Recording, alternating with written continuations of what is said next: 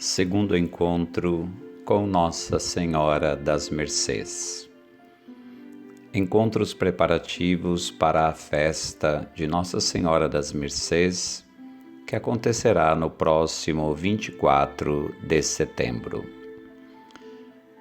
Hoje conheceremos um pouco sobre uma parte do seu título que diz: Redentora dos Cativos. Quem é o cativo? Somos induzidos a pensar nos prisioneiros de guerra, nos sequestrados que circulavam lá do outro lado do túnel do tempo. E sem dúvida não eram poucos. Contavam-se centenas de milhares. Homens, mulheres, crianças, pobres, ricos, nobres e plebeus, pobres coitados que caíam nas malhas daqueles truculentos e ambiciosos sarracenos e eram obrigados a amargar, longe dos seus e da sua pátria, as agruras dos serviços forçados, das torturas, dos sádicos martírios, só porque pertenciam aos discípulos de Jesus.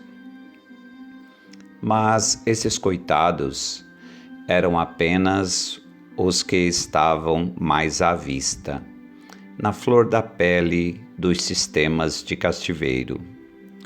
Representavam tão só a ponta do iceberg, que denunciava a massa abismal de humanos aplastados pelos sistemas de catividade, impostos pela arrogância dos que são dominados pela soberba da vida. De fato, Nolasco e os seus iam ali onde sangrava a ferida. Todavia, quando garimpavam aquele submundo da perversidade humana, e resgatavam aquelas infelizes criaturas, trazendo-as de volta, eles mostravam à sociedade e à Igreja o seu troféu. A preciosidade de vidas humanas arrastadas ao inferno da existência, mas agora tornadas livres pela mercê da Santíssima Virgem Maria. Este gesto de mercê terminava mostrando a todos aonde a boçalidade humana é capaz de ir com seus esquemas de sadismo. A ganância, a injustiça, a exibição das forças geradoras do mal que alimentam os sistemas que mantêm pessoas cativas. O canto do Magnificat de Maria logo revela a Nolasco os três planos da realidades pelos quais, quando absolutizados, os homens se matam: a economia, a política e a ideologia. A loucura pelo poder, pelo mando, que cega e oprime, a obsessão pelo ter, que na ânsia de acumular, explora e mata, o desrespeito pelos irmãos e irmãs, gerando intolerância, exclusivismos, preconceitos de raça, cor, credo, sexo, condição social, impedindo a unidade. Por outro lado, Maria revela a Nolasco a mística de um Deus que destrói o poder dos que mandam e enaltecem os pequenos, que despede os ricos de mãos vazias e sacia de bens os famintos, que faz cair os soberbos e suscita um mundo novo, conforme o Evangelho de Lucas, capítulo 1, versículos de 51 a 53.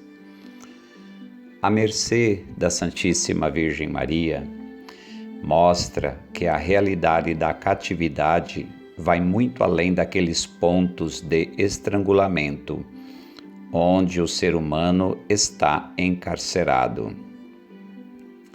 Ela existe em todo tempo e lugar, onde o homem é submetido à condição de coisa, de troço, de joguete dos outros, onde o homem não tem condições de exercer a sua liberdade de ser, porque ele não tem o ter.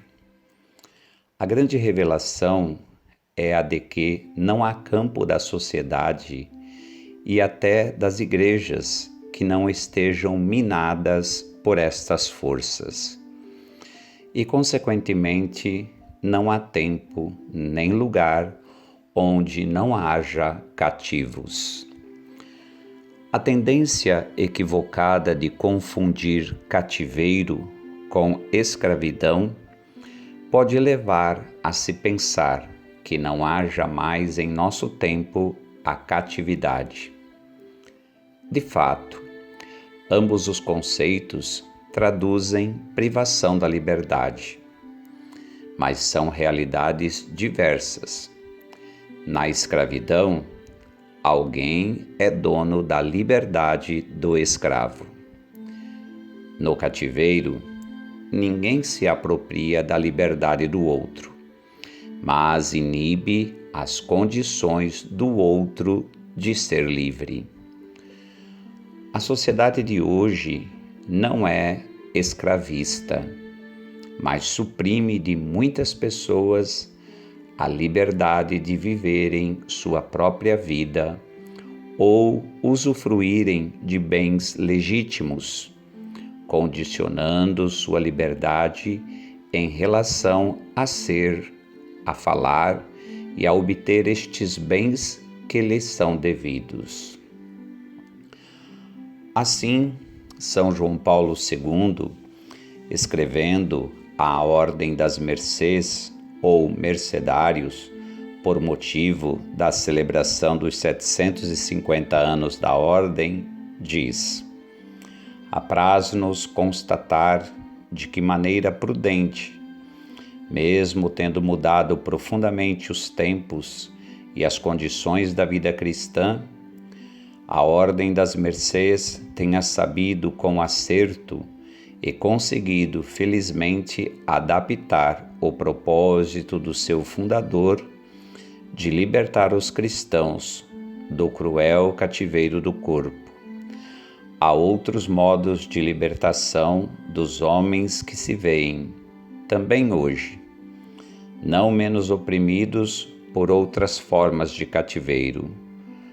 Chamamo-lo injustiça e falta de respeito para com a dignidade humana. Chamamo-lo pecado e ignorância da verdade evangélica.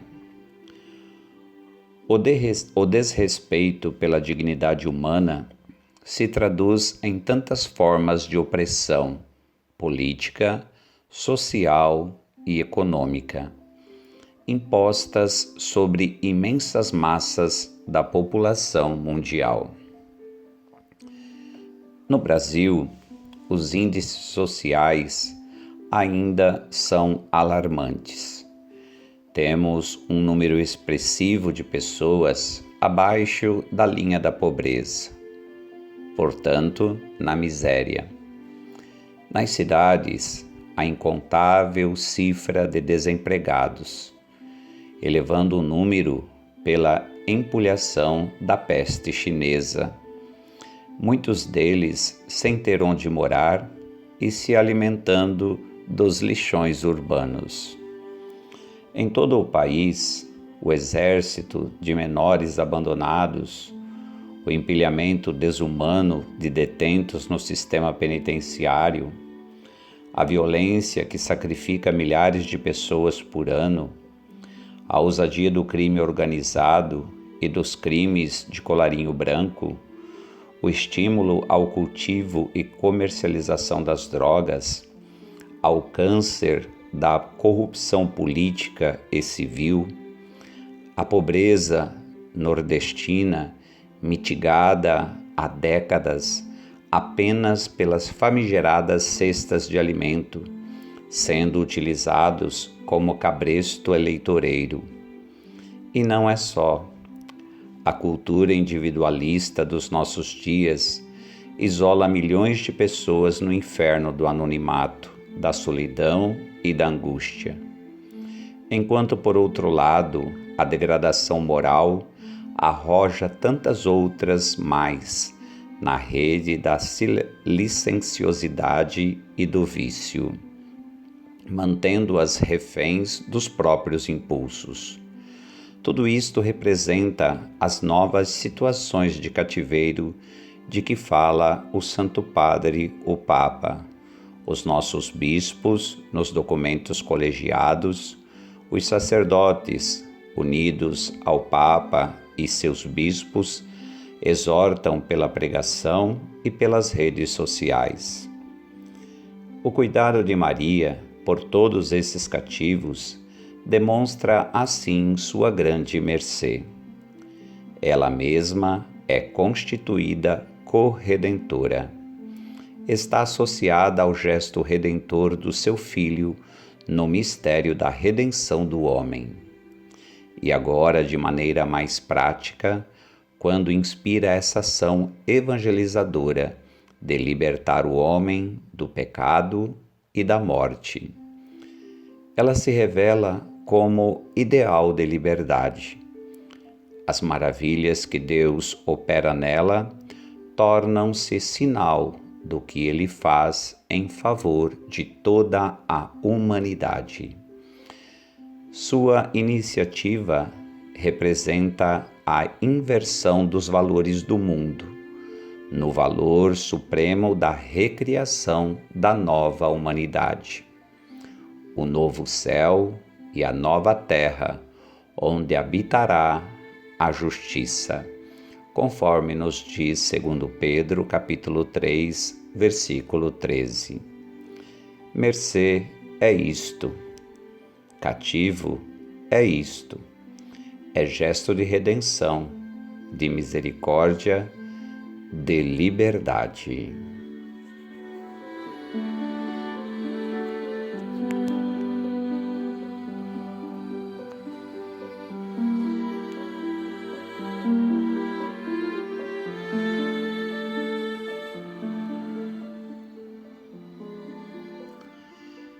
Até amanhã para o nosso terceiro encontro.